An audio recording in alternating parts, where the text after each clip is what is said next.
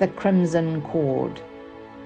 The throng swells and swirls around and within, my shame like a thick, choking fog. Every sin, every expectation that I was not able to meet. Overall, this sense that I have never been good enough and never will be. I deserve to eat the dirt that I have been pushed into. They don't know that the accusations that they hurl at me are drowned out by the accusations I level at myself. And this man they call Saviour crouches down and draws a line in the sand. And then he rises to his feet and with this question reaches down into the miry clay to pull me out.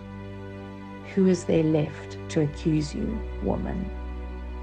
And that question reverberates across generations and generations. The crimson cord of sin and accusation that have run like a strand in the DNA of woman, swelling and swirling around and within, as if apples and lies have been our staple diet, and silencing those voices within our own strength has proved impossible time and time again.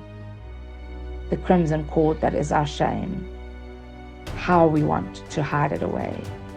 And yet it runs right through the lineage of the man who drew the line in the sand, and as it weaves its way, it tells their stories and our own.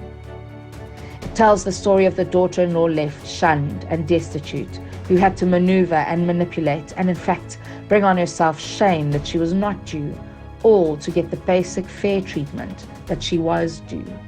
Abandoned by the Honourable Chief Judah, she trapped him with a crimson cord, and the throng swelled and swirled around and within.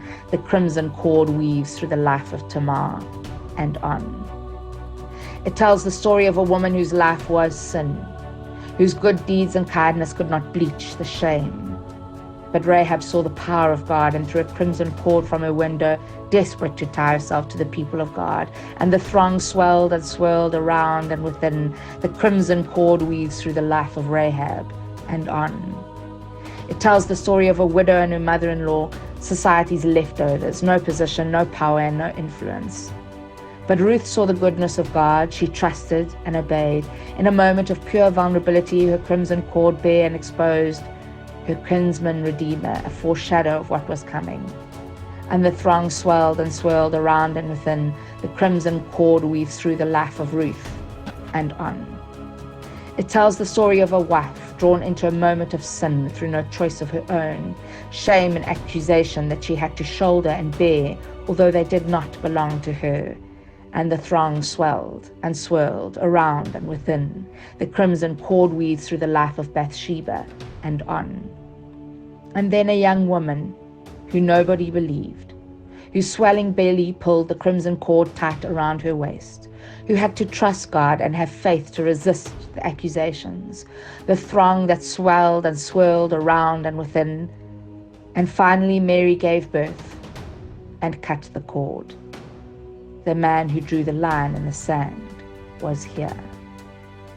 The crimson cord, once my sin, is now the very thing that binds me to freedom. I see now the throng as a hissing snake, ruinous in its deceit.